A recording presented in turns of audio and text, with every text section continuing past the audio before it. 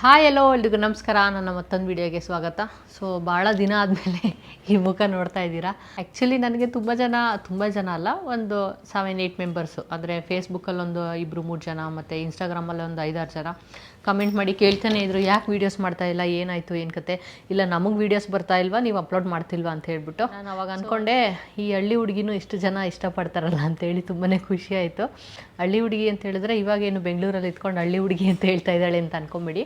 So basically ನಾನು ಹುಟ್ಟಿ ಬೆಳೆದಿದ್ದೆಲ್ಲ ಹಳ್ಳಿನಲ್ಲಲ್ವಾ. So ಹಂಗಾಗಿ ನನ್ನ ಫ್ರೆಂಡ್ಸ್ ಜೊತೆ ಯಾವಾಗಲೂ ಅಷ್ಟೇ ಮಾತಾಡಬೇಕಾದ್ರೆ ಹಳ್ಳಿ ಹುಡುಗಿ ಅಂತ ನಾನು ಹೇಳ್ತಾ ಇರ್ತೀನಿ.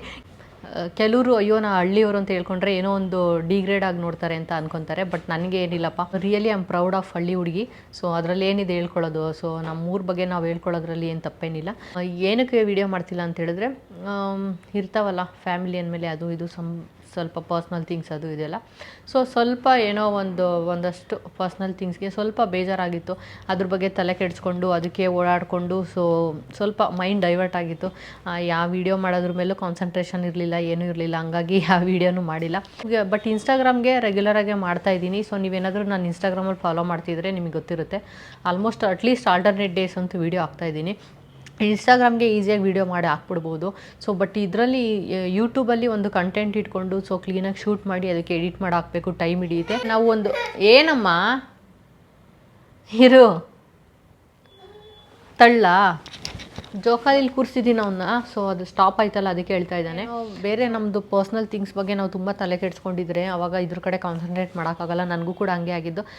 ಪರ್ಸ್ನಲಿ ನಾನು ಹೆಂಗೆ ಅಂತ ಹೇಳಿದ್ರೆ, ನನಗೇನಾದರೂ ಸ್ವಲ್ಪ ಈ ಥರ ಏನಾದರೂ ಪ್ರಾಬ್ಲಮ್ಸ್ ಇದ್ದರೆ ನಾನು ಎಲ್ಲರ ಹತ್ರ ಹೋಗಿ ಶೇರ್ ಮಾಡಲ್ಲ. ತುಂಬ ಸೀಕ್ರೆಟಾಗಿ ಇಟ್ಕೊಂಡಿರ್ತೀನಿ. ಆದಷ್ಟು ತುಂಬ ಕಮ್ಮಿ ನಾನು ಶೇರ್ ಮಾಡೋದು. 2-3 ಜನ ಕ್ಲೋಸ್ ಫ್ರೆಂಡ್ಸ್ ಇದ್ದಾರೆ, ಅವ್ರ ಹತ್ರ ಅಷ್ಟೇ ಶೇರ್ ಮಾಡೋದು ನಾನು.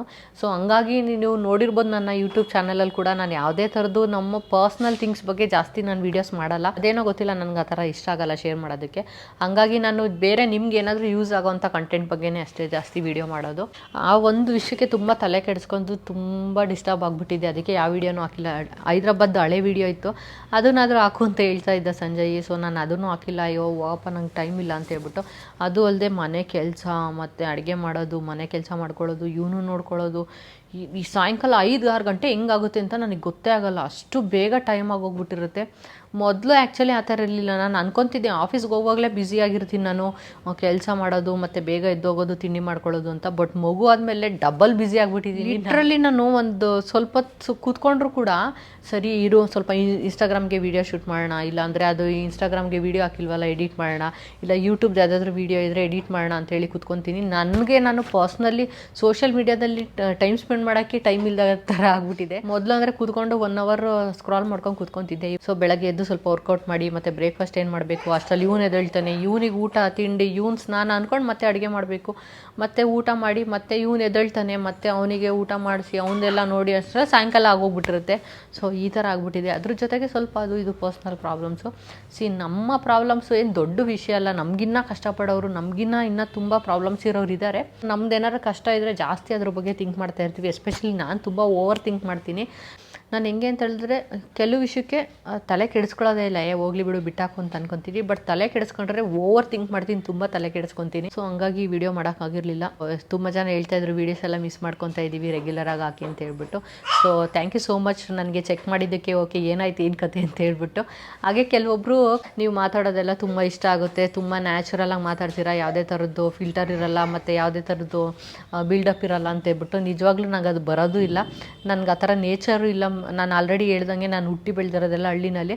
ಸ್ವಲ್ಪ ನಾನು ರಫ್ ಆ್ಯಂಡ್ ಟಫೇನೆ ಆ್ಯಕ್ಚುಲಿ. ನನಗೆ ಮಾತಾಡೋದ್ರಲ್ಲಷ್ಟೇ ತುಂಬ ಸ್ಟೈಲಿಶ್ ಆಗೆಲ್ಲ ಮಾತಾಡೋಕ್ಕೆ ಬರೋಲ್ಲ. ತುಂಬ ಒಂಥರ ವಾರ್ಟ್ ಅಂತಲೇ ಹೇಳ್ಬೋದು ನಾನು. ಈಗ ಕ್ಯಾಮ್ರಾ ಮುಂದೆ ಬಂದ್ಬಿಟ್ಟು ನಾನೇನೋ ಒಂಥರ ಡಿಫ್ರೆಂಟಾಗಿ ಮಾತಾಡೋದು, ಇಲ್ಲ ಬೇರೆ ನಾರ್ಮಲ್ ಪೀಪಲ್ ಜೊತೆ ಬೇರೆ ಥರ ಮಾತಾಡೋದು, ಆ ಥರ ಎಲ್ಲ ನಂಗೆ ಬರೋಲ್ಲ. ಸೊ ನಾನು ಹೆಂಗಿದ್ದೀನೋ ಹಂಗೆ ಬರ್ತೀನಿ. ನಾನು ನಿಮ್ಗೆ ಎಷ್ಟೊಂದು ಸಲ ಹೇಳಿದ್ದೀನಿ, ನಿಜವಾಗ್ಲೂ ನಾನು ರೆಡಿನೂ ಆಗಲ್ಲ. ಒಂದೊಂದು ಸಲ ಹೆಂಗಿರ್ತೀನಿ ಹಂಗೆ ಬಂದುಬಿಟ್ಟು ಸುಮ್ಮನೆ ವೀಡಿಯೋ ಮಾಡ್ತೀನಿ. ಸೊ ಅದೊಂದು ಮೈ ನೇಚರ್ ಅಷ್ಟೇ. ಸೊ ಅದನ್ನು ಕೂಡ ತುಂಬ ಜನ ಇಷ್ಟಪಡ್ತೀರ, ಖುಷಿ ಆಯಿತು. ನಾನು ಹೆಂಗಿದ್ದೀನಿ ಆ ಥರ ಬರ್ತೀನಲ್ಲ, ಅದನ್ನು ಕೂಡ ಅಕ್ಸೆಪ್ಟ್ ಮಾಡ್ತಾರಲ್ಲ, ಮತ್ತು ನಾನು ಹೆಂಗೆ ಮಾತಾಡ್ತೀನಿ ಅದನ್ನು ಕೂಡ ಅಕ್ಸೆಪ್ಟ್ ಮಾಡ್ತಾರಲ್ಲ ಅಂತೇಳ್ಬಿಟ್ಟು. ಅದರಲ್ಲಿ ನಂಗೆ ಇನ್ಸ್ಟಾಗ್ರಾಮಲ್ಲಿ 1-2 ಕಮೆಂಟ್ ಮಾಡಿದರು, ನಿಮ್ಮ ವಾಯ್ಸ್ ಅಂದರೆ ಇಷ್ಟ ಅಂತೇಳ್ಬಿಟ್ಟು. ನಾನು ನಿಜ ಎಷ್ಟು ನಕ್ಕಿದ್ದೀನಿ ಗೊತ್ತಾ. ನನ್ನ ವಾಯ್ಸ್ ನಿಜ ನನಗೆ ಇಷ್ಟ ಇಲ್ಲ. ತುಂಬ ನಿಧಾನ ಧ್ವನಿಯಲ್ಲಿ ಮಾತಾಡು ಅಂತ ಹೇಳಿದ್ರೆ ನನಗೆ ಬರೋದೇ ಇಲ್ಲ. ನನ್ನ ವಾಯ್ಸ್ ಇರೋದೇ ಸ್ವಲ್ಪ ಒಂಥರ ಗಟ್ಸ್ ವಾಯ್ಸು. ನಾನು ಆಫೀಸ್ಗೆ ಹೋಗ್ಬೇಕಾದ್ರೆ ಕ್ಯಾಬಲ್ಲೆಲ್ಲ ಪಕ್ಕ ಕೂತ್ಕೊಳ್ಳೋರಲ್ಲ, ಎಷ್ಟು ಎಷ್ಟು ನಿಧಾನಕ್ಕೆ ಮಾತಾಡೋರು ಅಂದರೆ ಲಿಟ್ರಲಿ ನನಗೆ ಕೇಳಿಸ್ತಾನೆ ಇರಲಿಲ್ಲ. ನಾನು ಪಕ್ಕನೇ ಕೂತಿದ್ರು. ಸೊ ಅಷ್ಟು ನಿಧಾನಕ್ಕೆ ಮಾತಾಡೋರು, ಹೆಂಗೆ ಮಾತಾಡೋರೋ ಗೊತ್ತಿಲ್ಲ.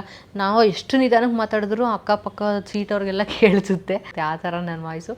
ಬಟ್ ನನ್ನ ವಾಯ್ಸ್ನ ಇಷ್ಟಪಡ್ತಾರಲ್ಲ ಅಂತ ಹೇಳ್ಬಿಟ್ಟು ಖುಷಿ ಆಯಿತು. ಒಂದಷ್ಟು ಪರ್ಸ್ನಲ್ ಥಿಂಗ್ಸ್ ಇದ್ದಿದ್ದರಿಂದ ಅದ್ರ ಬಗ್ಗೆ ತಲೆ ಕೆಡಿಸ್ಕೊಂಡಿದ್ದೆ. ಮತ್ತು ನಾನು ಹೆಂಗೆ ಅಂತ ಹೇಳಿದ್ರೆ, ಏನೇ ಪ್ರಾಬ್ಲಮ್ ಇರಲಿ, ನನ್ನ ಫ್ರೆಂಡ್ಸ್ ಆಗಿರ್ಬೋದು, ಯಾರ ಫ್ಯಾಮಿಲಿ ಆಗಿರ್ಬೋದು, ಯಾರೇ ಬಂದು ಏನೇ ಸಮಾಧಾನ ಮಾಡಿದ್ರು ಜಸ್ಟ್ ಸುಮ್ಮನೆ ಹೂ ಅಂತೀನಿ. ಬಟ್ ನಂಗೆ ಸಮಾಧಾನ ಆಗೋಲ್ಲ. ನಾನೇ ಒಂದು 2-3 ದಿನ ಕೂತ್ಕೊಂಡು ಅದ್ರ ಬಗ್ಗೆ ಥಿಂಕ್ ಮಾಡಿ ಓಕೆ ನಾನೇ ಮೈಂಡ್ಸೆಟ್ ಚೇಂಜ್ ಮಾಡ್ಕೋಬೇಕು. ಅಲ್ಲಿವರೆಗೂ ನಾನೊಂಥರ ಡಿಸ್ಟರ್ಬ್ ಆಗೇ ಇರ್ತೀನಿ. ಸೊ ಅದು ನನ್ನ ಮೆಂಟಾಲಿಟಿ. ಅದು ಚೇಂಜ್ ಮಾಡ್ಕೊಳ್ಳೋಕ್ಕೆ ಆಗಿಲ್ಲ ನನಗೆ. ಒಂಥರ ವೀಡಿಯೋ ಶೂಟ್ ಮಾಡೋಕ್ಕೂ ಇಂಟ್ರೆಸ್ಟ್ ಇರಲಿಲ್ಲ. ಹಂಗಾಗಿ ಸ್ವಲ್ಪ ದಿನ ಜಸ್ಟ್ ಓಕೆ ಬಿಡು ಅಂತ ಹೇಳ್ಬಿಟ್ಟು ಸುಮ್ಮನೆ ಇದ್ದೆ. ಮತ್ತು ನಾನು ರೆಸಿಪಿ ಶೇರ್ ಮಾಡಲ್ಲ ಅಂತ ಹೇಳಿದ್ನಲ್ಲ, ಅದೆಲ್ಲ ಸುಮ್ಮನೆ ಕೋಪದಲ್ಲಿ ಏನೋ ಒಂದು ತಂಬ್ಲೈನ್ ಮಾಡಬೇಕಾದ್ರೆ ಕೋಪದಲ್ಲಿ ಹೇಳಿರ್ತೀನಿ. ಬಟ್ ರೆಸಿಪಿ ಶೇರ್ ಮಾಡ್ತೀನಿ. ತುಂಬ ಜನ ನನಗೆ ಕಮೆಂಟ್ ಮಾಡ್ತಾರೆ, ನಿಮ್ಮ ರೆಸಿಪಿನ ಟ್ರೈ ಮಾಡಿದ್ವಿ, ತುಂಬಾ ಚೆನ್ನಾಗಿತ್ತು ಅಂತ. ಯಾರೋ ಒಬ್ಬರು ಇಬ್ಬರು ಆದರೂ ಕಮೆಂಟ್ ಮಾಡ್ತಾರಲ್ಲ, ನಂಗೆ ತುಂಬ ಖುಷಿ ಆಗುತ್ತೆ. ಅಟ್ಲೀಸ್ಟ್ ಅವರಾದರೂ ಟ್ರೈ ಮಾಡ್ತಾರಲ್ಲ, ಯಾರಿಗೋ 2-3 ಜನಕ್ಕೆ ಹೆಲ್ಪ್ ಆಗುತ್ತಲ್ಲ ಅಂತ ಹೇಳ್ಬಿಟ್ಟು ಅದರಲ್ಲೇ ಖುಷಿ ಪಡ್ತೀನಿ ನಾನು. ಸೊ ಡೆಫಿನೆಟ್ಲಿ ಆಗ್ತೀನಿ. ಸೊ ನೆಕ್ಸ್ಟ್ ಬ್ಲಾಗಲ್ಲಿ ನಂದು ವರ್ಕೌಟ್ ಆಗಿರ್ಬೋದು, ಫುಡ್ದು ರೆಸಿಪೀಸ್ ಅದೆಲ್ಲ ಶೇರ್ ಮಾಡ್ತೀನಿ. ಸದ್ಯಕ್ಕೆ ಇವಾಗ ಇದ್ದಿದ್ದು ಸ್ವಲ್ಪ ಶಾರ್ಟ್ ಟೈಮಲ್ಲಿ ನಾನು ಈ ವಿಡಿಯೋ ಮಾಡಿ ಹಾಕ್ತಾಯಿದ್ದೀನಿ. ಸೊ ಐ ಹೋಪ್ ಈ ವಿಡಿಯೋ ನಿಮ್ಗೆ ಇಷ್ಟ ಆಗಿರುತ್ತೆ ಅಂತ ಅನ್ಕೊತೀನಿ. ಸೊ ಕಮೆಂಟಲ್ಲಿ ಹಾರ್ಟ್ನ ಹಾಕಿ, ತುಂಬಾ ಖುಷಿ ಆಗುತ್ತೆ ನನಗೂ ಕೂಡ ನೋಡಿ. ಸೊ ಒಂದು ಮೋಟಿವೇಶನ್ ಸಿಗುತ್ತೆ ನೆಕ್ಸ್ಟ್ ಕೂಡ ವಿಡಿಯೋ ಮಾಡೋದಕ್ಕೆ. ಸೊ ನೆಕ್ಸ್ಟ್ ಬ್ಲಾಗಲ್ಲಿ ಸಿಗ್ತೀನಿ. ಅಲ್ಲಿವರೆಗೂ ಟೇಕ್ ಕೇರ್. ಬಾಯ್. ಕಿರ್ಚುತ್ತಾ ಇದ್ದಾನೆ. ಓಕೆ ಬಾಯ್.